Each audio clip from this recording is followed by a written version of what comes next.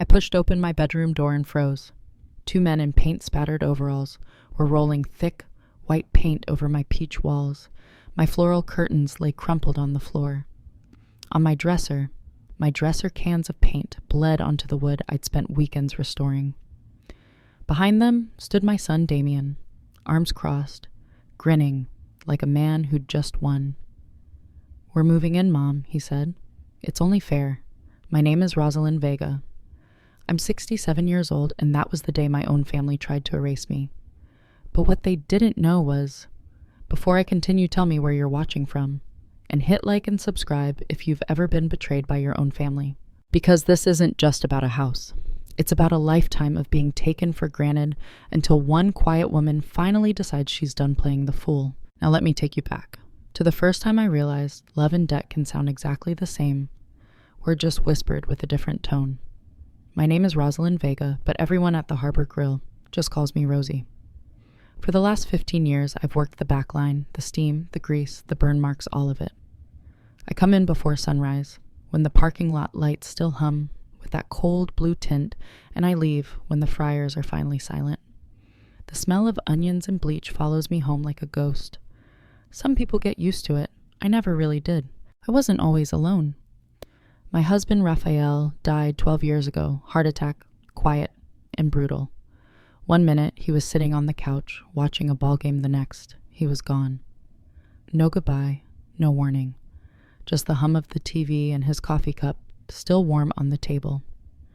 I remember how still the house felt that night, like it knew something had shifted forever. After the funeral, people said the usual things. He's in a better place. You're strong, Rosie. God gives his hardest battles to his strongest soldiers. But none of those words paid the rent. None of them stopped the landlord from raising it again that winter. So I went back to this Harbor Grill and asked for more shifts. Back then, I was just a dishwasher, hands in the scalding water 12 hours a day. My fingers split from the heat, my nails turned soft, my skin peeled like old paint. But it was steady work, and it kept me moving. When you're moving, grief can't quite catch you. My son Damien was 23 at the time, still trying to find himself, as he liked to say. He'd started and quit more jobs than I could count warehouse delivery. Insurance sales. Every time he quit, he had a new reason, a new villain. They don't appreciate hard work anymore. Mom, he'd say, rubbing his temple like a man twice his age. And every time I'd open my small envelope of tips and lend him just enough to make rent to fix his car to get back on track. He always said he'd pay me back. He never did. But mothers don't keep receipts on love, at least not at first. Kelsey came into the picture a few years later. She had that practiced sweetness some people wear, like perfume, nice at first, sniff cloying the longer you stay near. She was all smiles and manicures, talked fast, laughed too loud. She sold cosmetics online and posted quotes about gratitude while maxing out credit cards for handbags. Still, she called me Mama Rosie, and I tried to believe she meant it. Their wedding was small. They wanted a big one, but money's tight, Mama. I took out $1,000 from the emergency stash I kept in a coffee tin under the sink. Just until after the honeymoon. Damien promised. I told myself it was fine. That's what family does. But I remember sitting in that church basement after the reception, alone with the leftover cake, realizing I hadn't danced once. When Raphael died, I made myself one promise: I'd own a home before I left this world. Not a big one, not fancy, just mine. A place no landlord could take away. I started saving the year after his funeral. Every Friday, I'd count my tips in the kitchen light. 5s, 10s, sometimes a 20. I'd write the total in my little ledger, slide the cash into the tin, and hide it behind the cans of beans. I cut coupons, bought thrift store clothes, made soup from bones and vegetable scraps. Every coin that clinked into that tin meant one more step toward freedom. It took almost 10 years, but I finally had enough $32,000 saved, dollar by dollar, hour by hour, burn by burn. The day I went house hunting was cold and gray, the kind of Ohio morning that bites through your coat. I took 2 buses to Lorraine and walked street after street until I saw it, a small white house near the lake, peeling paint weeds in the yard, but sunlight spilling through an east-facing window. That window stopped me. It caught the winter light like hope itself. The realtor looked at me skeptical. "You sure you can handle a place like this, ma'am? It needs work." "I've handled worse," I said. When I told him I could pay cash, his tone changed immediately. Suddenly, I was Mrs. Vega, and he was all smiles and paperwork. I signed the deed 2 weeks later.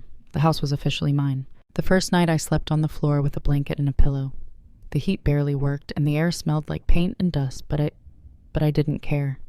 For the first time in my life, I didn't owe anyone rent. I remember lying there staring at that window as the dawn broke, peach and gold. I decided to paint the walls that exact color, peach, soft, warm, alive. It reminded me of the sunrise Raphael never got to see. I didn't know it then, but that color would become a battlefield one day. I worked every weekend painting, scrubbing, fixing. My hands ached, my knees cracked, but I felt alive. The neighbors nodded politely when they passed. One of them, Mr. Whitaker, an old mail carrier with a voice like gravel, waved at me from his porch. "You fixin' it up yourself?" he asked. Every inch, I said proudly. "Good. Means you'll take care of it better than the last folks." He had a Ring camera on his front door. I didn't know then how important that little detail would become. When the kitchen faucet broke, I called a handyman named Deshaun Miller. Big guy, kind eyes, worked cheap but thorough. He showed me how to fix small leaks myself, said I reminded him of his mother. Sometimes he'd stay for coffee after finishing a job, talking about his kids, the Browns' losing streak, or whatever nonsense filled the local news. He was the one who told me about a good lawyer, just in case someone ever tries to mess with you, Miss Rosie. I laughed back then. Who'd mess with me? I seen things, he said. Family'll do worse than strangers when money's on the table. I thought he was exaggerating. Damien and Kelsey came to visit the first month after I moved in. They arrived without calling.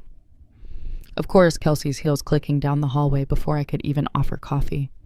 "Oh, Mama, this place is so quaint," she said, her eyes scanning the furniture like an appraiser. "But don't you think it's too much space for one person?" I smiled. "Not for me. I earned every square foot." Damien chuckled. "We're just saying, Mom, maybe one day we could expand. Build something together. Family property." I didn't like the way he said family property.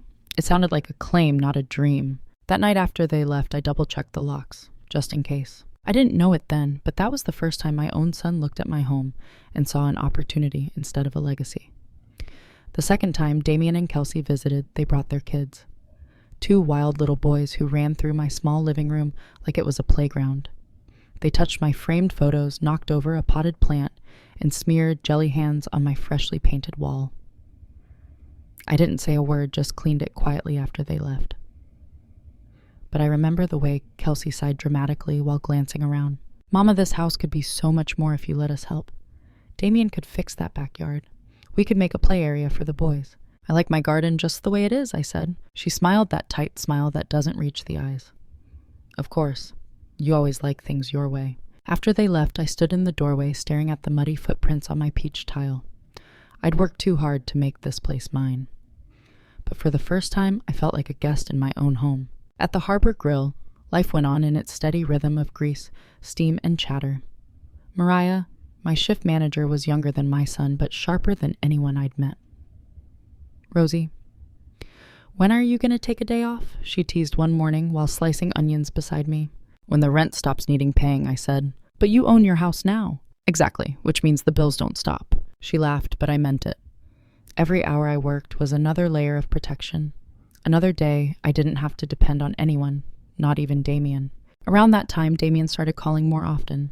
Not to ask how I was, but with that slow, deliberate tone that meant trouble. "Mom, I hate to bother you, but we've hit a rough patch." I knew the pattern by heart. It always began with a sigh, then the story, an unexpected expense, an unfair boss, an unlucky break, and ended with a loan. "How much this time?" I asked, already defeated. "Just $800. Rent's late and the car needs brakes." "I'll pay you back next month." Next month never came. I told myself it was fine.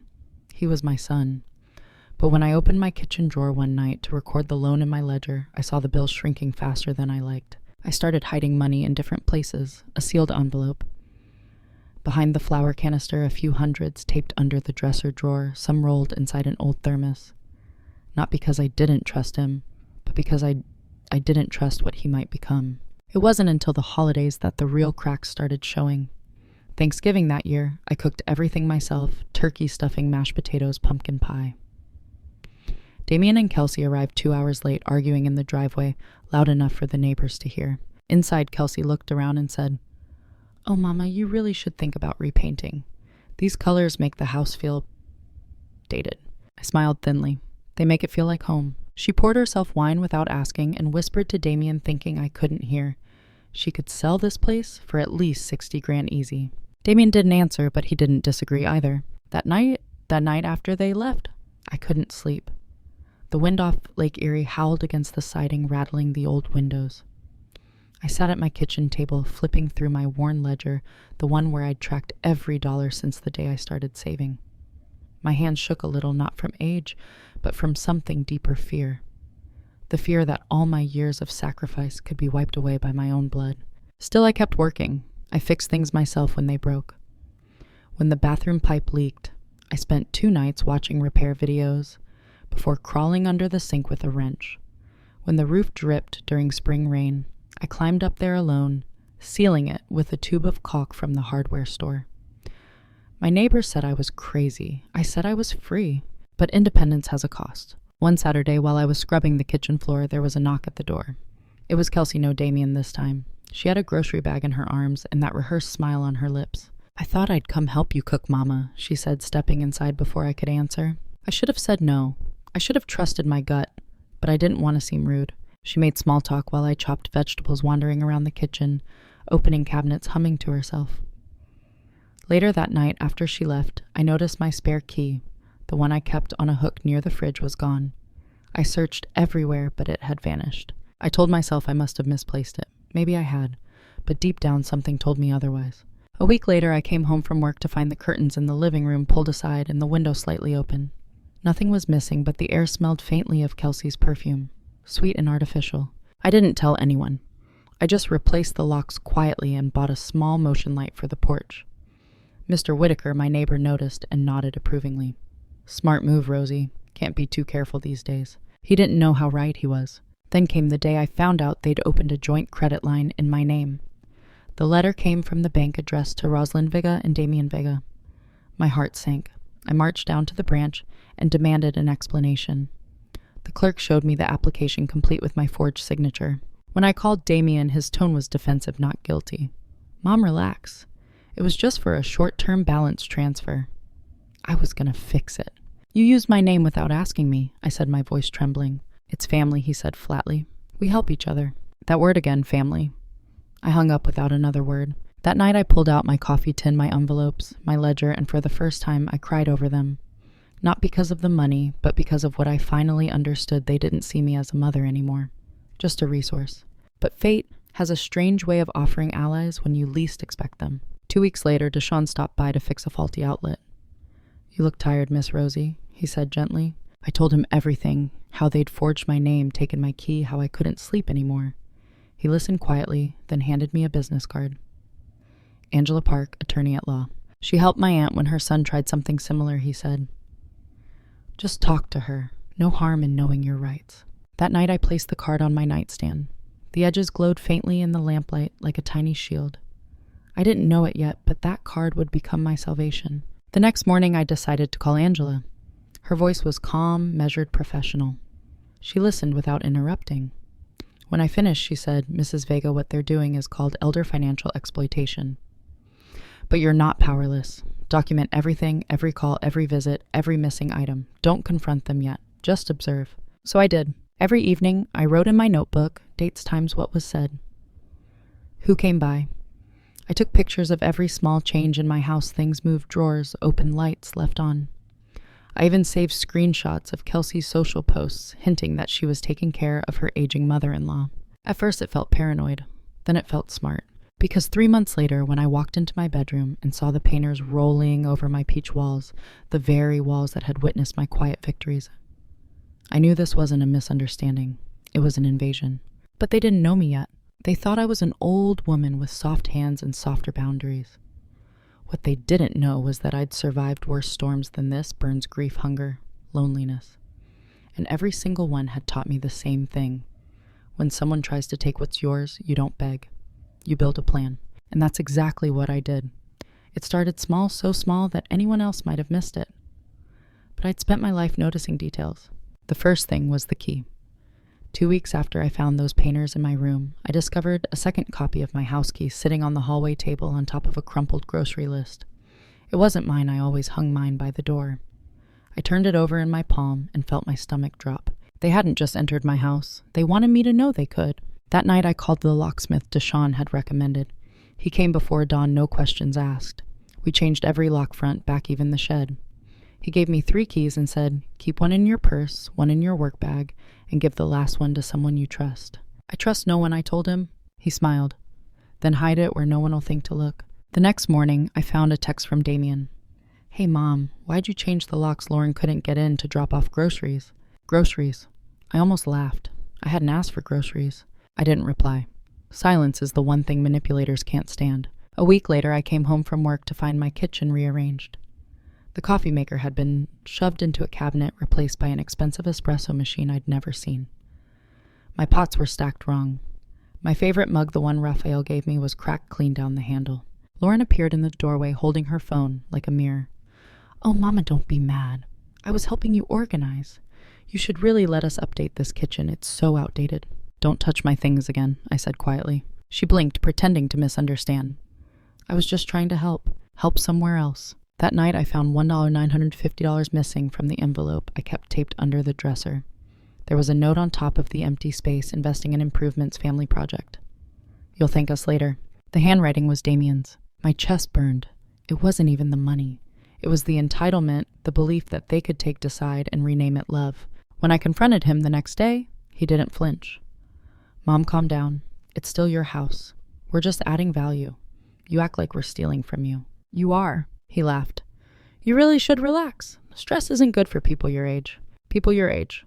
That was the first time he said it like a weapon. A few days later, Kelsey posted a photo on social media. My house in the background, her caption reading, taking care of Mama Vega while she gets older. Family first, always. The comments poured in heart emojis, praise, admiration. My coworkers even mentioned it at work. Your daughter-in-law is such a sweetheart, Mariah said. You're lucky. Lucky. I smiled tightly and went back to chopping onions before anyone saw my eyes. They were rewriting the story one post at a time. Then came the forged power of attorney. I found the papers on my kitchen counter one evening. Damien's name already filled in my signature line left blank. It's just in case something happens, Mom, he said when I confronted him. If you ever get sick or confused, we'll handle things for you. I'm not confused. I didn't say you were. I said if. He was testing the ground, seeing how far he could push. When I refused to sign, Kelsey sighed dramatically. Mama, we're only thinking about your safety. Don't make this harder than it has to be. That night I stayed up late writing everything down. Every date, every insult, every manipulation.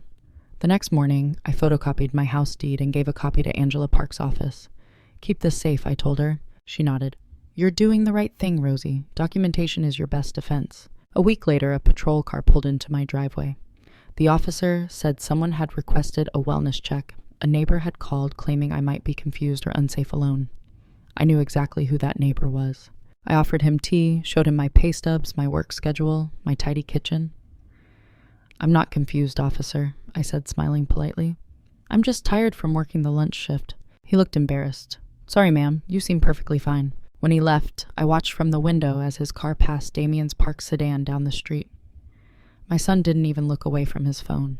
That night I stared at the peach walls of my bedroom, at the color I had chosen to feel safe. For years I'd believed silence kept the peace. But silence was exactly what they were using to erase me. I was done being erased. 2 weeks passed before the next strike. It came wrapped in politeness, the kind that smells like sugar but tastes like poison. One Saturday morning, Damien showed up on my porch holding a clipboard. Kelsey stood behind him, with the kids all smiles for the neighbors' benefit. Mom, Damien said we've been talking about remodeling. The kids need their own room, and we figured your master bedroom's just too big for one person. I froze. The air outside was crisp with lake wind, but I felt heat rising up my neck. My bedroom is my space, I said slowly. Of course, Kelsey chimed in sweetly. But you'd still have a room. We'll move your things into the smaller one. Damien can paint it something fresh, white, clean. It'll look beautiful. I stared at her, realizing she was describing a plan that had already begun. Their voices sounded rehearsed, their smiles too wide. Later that day, I came home from the diner to find 2 painters standing in my bedroom, their brushes dripping white. My peach walls, those warm sunrise-colored walls, were vanishing under layers of chalk. My curtains lay in a pile on the floor. My dresser, the one I'd sanded by hand, was pushed to the center of the room. Kelsey was there too, scrolling through her phone, not even pretending to ask permission. Damien leaned against the doorframe like he owned the place. "We're just modernizing it, Mom," he said. "You'll thank us when it's done." I wanted to scream, but the words came out cracked. "Who told you to do this?" "We already talked about it," he said casually. "You must have forgotten." "I didn't forget. You never asked." Kelsey looked up, then eyes sharp. "Oh, Mama, don't get dramatic. It's just paint. You always take things so personally. Just paint." As if erasing the color that marked my freedom was nothing. As if my house was their blank canvas. The painters froze mid-stroke. "Ma'am," one of them said nervously. "Should we stop?" "No," Kelsey said, waving them off. "We already paid?" That was when I knew. They'd used my money. I didn't sleep that night. I sat in the small room they now called mine and stared at the wall, feeling it close in on me. Every surface smelled like strangers' latex paint cologne, fake lavender. The next morning I checked my dresser drawer. My emergency envelope was gone. The ledger I used to track every dollar was half missing, pages torn out. They hadn't just stolen money, they'd stolen proof. When I confronted Damien, he smiled like a man explaining taxes to a child. "Mom, we're family. What's yours is ours. Don't make it sound ugly." "What's mine is mine," I said. He laughed under his breath. "You really need to stop thinking like that. You're not alone anymore. We're a unit." A unit. Like I was a piece of machinery to be folded into their system. By the end of the week, they'd brought in more boxes, new furniture, and their kids' toys. I came home one night and found my living room rearranged, my couch shoved against the wall, their big TV plugged in where my plants used to sit. I stood in the doorway, dizzy. "What is all this?" Kelsey, without looking up, said, "We figured it's better if we all stay together for a while. You shouldn't be alone out here anyway. And since we already have keys..." "Keys you stole." "Borrowed," she corrected, smiling. That was when the final thread snapped. I stepped closer, voice cold. "Get out of my house." Damien's eyes darkened. "Mom, don't start this again. You're not thinking clearly." "Get out." He took a slow step forward. "We'll stay a few weeks until we figure things out. You'll see it's better this way. You're overreacting." Kelsey crossed her arms. "We're doing this for you. You can't live alone forever." I walked to the hallway, grabbed my phone, and dialed the police. Damien's smile faltered. "What are you doing?" "Calling someone who'll actually listen." He lunged to grab the phone, but I turned my back. The dispatcher answered just as his voice rose. "My son and daughter-in-law have entered my house without permission," I said, steady but shaking. "They won't leave." When the officer arrived, everything was too polite. Damien said, "She's just confused, officer. We live here now." She invited us. "I did not," I said firmly. The officer looked uncertain. "Ma'am, do they have keys?" "Yes, but they copied them without asking." He sighed. "Family disputes are tricky. Without a formal lease or restraining order, this is a civil matter." Damien smirked behind the officer's shoulder. That smirk lit a fire in me I hadn't felt in years. I waited until the officer left. Then I locked myself in my room, my smaller, stolen room, and opened my notebook. I wrote everything down, date, time, what the officer said, every word Damien and Kelsey had used. Then I called Deshawn. "Can you recommend someone to change locks again?" He didn't even hesitate. "I'll send my guy at sunrise, and Rosie start taking pictures. Every single thing they've touched." That night, while they laughed in the living room and their kids screamed over cartoons, I sat by the window and made my plan. Tomorrow they'd wake up to a house that no longer belonged to them. Because if my son thought I'd roll over quietly, he'd forgotten who raised him. The snow was falling sideways that afternoon, thick, wet flakes melting into gray slush on the porch. I stood in the kitchen, hands clasped around my old thermos of coffee, waiting. I'd rehearsed this moment in my mind for days, every detail sharp as glass.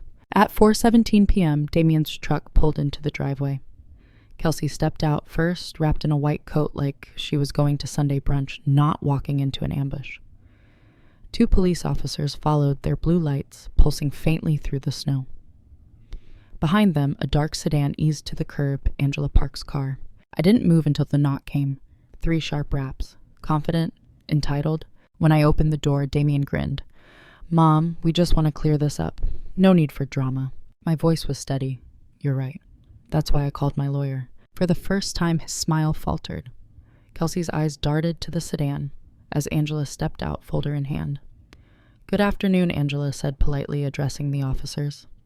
"I represent Mrs. Rosalind Vega, legal homeowner of this property. We've been expecting this visit." Kelsey's voice went brittle. "We have text messages showing she invited us to live here." She waved her phone like a badge. "She's confused. She probably doesn't even remember." Angela raised an eyebrow. "I'd like to see those." Kelsey handed the phone over with shaking hands. Angela scrolled slowly, then looked up. These screenshots have mismatched timestamps. The metadata shows they were created the day after Mrs. Vega changed her locks. Damien's jaw tightened. That doesn't prove anything. Actually, said a deep voice from across the street. Mr. Whitaker stepped out of his doorway holding a tablet. It does? He turned the screen toward the officers. The footage from his doorbell camera flickered to life. There was Kelsey pounding on my door at 10:42 p.m., muttering to Damien that the old bat must have changed the locks. The officers glanced at each other. One of them cleared his throat. Ma'am, it seems you've entered the property without consent. That's trespassing. Kelsey's face drained of color. You can't be serious. We're family. Angela opened her folder and placed a document on the porch railing. Here's the property deed, the recorded ownership, and the notice I filed this morning, notice to vacate effective immediately. Damien laughed too loud. You think you can evict your own son? Angela didn't even blink. No, Mr. Vega. Your mother is evicting 2 adults who illegally entered her home, forged her financial documents, and attempted to gain power of attorney through deception. Kelsey's voice cracked. That's ridiculous. Angela turned one page. We also have a record of the forged credit line complete with handwriting analysis and a statement from the bank manager confirming the mismatch in signatures. I spoke then quietly. You should have remembered Damien and I worked with numbers my whole life. You can fake my name, but not my handwriting. The silence that followed was heavy, broken only by the sound of snow hissing against the porch light. One officer stepped forward. Sir, ma'am, you'll need to collect your belongings under supervision. We'll give you an hour. Kelsey's lips trembled. This is humiliating. I tilted my head slightly. No, dear, this is accountability. They brushed past me, shoulders rigid, gathering boxes and clothes. The children cried confused. I watched from the kitchen doorway, every movement etching itself into my memory. The crash of their picture frames hitting the floor, the soft hiss of the heater, the way Damien refused to look me in the eye. When they were done, Angela handed over a final envelope. This includes the formal warning any further contact or defamatory statements online will trigger a harassment claim and police report. Damien snatched at, eyes blazing. You'll regret this, Mom. I met his glare. No, I regret waiting this long. He opened his mouth again, but Kelsey tugged his sleeve. Let's just go, she hissed. They're watching. The officers followed them outside their body cameras, blinking red. Boxes piled into the truck bed, snow soaking through cardboard. Kelsey tried to cover her face as Mr. Whitaker filmed from across the street, not out of malice but record. Proof. When the truck finally pulled away, I felt the quiet settle, thick, deep cleansing. The kind of quiet that follows a storm when you realize the house is still standing. Angela turned to me. You did everything right, Mrs. Vega. Documentation saved you. I nodded. I just wanted peace. You've earned it, she said softly, gathering her folders. But remember, people like that don't stop easily. Stay vigilant. When she left, I stood in the doorway, watching the tire tracks fade under fresh snow. My hands were shaking, not from fear this time, but from release. Inside the walls were still half white, half peach, an unfinished wound. I ran my fingers over the line where the new paint met the old and whispered, You almost let them erase you. Then I smiled cold and steady. Almost. The next morning I took down the no visitors, after 9 p.m. sign from the door, and replaced it with something new. 2 words written in thick black ink. Private property. It wasn't just a warning, it was a declaration, because for the first time in years, this house, every wall, every scratch, every creak, belonged only to me. The next few days felt strange too, still like the house itself was holding its breath. Their smell lingered in the hallway for a while. Cheap perfume, cologne, the ghost of fried food. But eventually, even that faded. I scrubbed the floors until my knees hurt, then opened every window despite the cold. The lake wind came in sharp and clean. It felt like rinsing out a wound. Angela called 2 days later. They've gone quiet, she said. Probably embarrassed. Embarrassment is a good start, I told her. She laughed softly. You know most people in your situation crumble. You built a case like a prosecutor. I just wrote down the truth, I said. People lie louder when you stay quiet. But paper doesn't forget. After we hung up, I made tea and sat at the kitchen table, the same one Damien had once slammed his hand on, demanding my paycheck. The grain of the wood was rough beneath my fingertips. I traced it like a scar. Then the mail came. A thick beige envelope with no return address. Inside was a handwritten letter from Damien. Mom, it began. We made mistakes. Kelsey's gone for now, and I've been thinking about how things got so bad. Maybe we can start over. You could give me a spare key just in case something happens to you. I'm still your son. At the bottom, he'd tucked in a folded check for $500 signed in shaky ink. A peace offering, or maybe a test. I stared at it for a long time, the way you stare at something you've already decided to destroy. Then I walked to the stove, turned on a single burner, and fed the letter to the flame. The paper curled, blackened, disappeared. The check followed. Smoke drifted upward, faint and gray, dissolving into the light of the morning sun, spilling through the kitchen window. That window faced east, the same direction Raphael used to watch the sunrise before work. For the first time in years, I didn't feel small standing in that light. Later, Sister Sophia arrived from Columbus with a folder of old papers. Raphael's insurance rider, she said. Turns out you were the beneficiary all along. It matured last year. I smiled, so he left me one last gift. Looks that way. The folder felt heavy like closure. I tucked it beside my ledger labeled House Records, the one Damien would never touch again. That night I wrote one last line in my notebook. They thought they took everything from me. But they only reminded me what was mine to begin with. If you've ever been made to feel like a guest in your own home, this story was for you. Because sometimes family isn't the people who share your blood, it's the ones who respect your boundaries. I'm Rosalind Vega, and I learned that peace doesn't come from keeping quiet. It comes from standing tall, even if your voice shakes. Tell me where you're watching from and hit like if you've ever had to reclaim what was already yours. And remember, if you've ever felt like the outsider in your own family, subscribe. This story isn't over.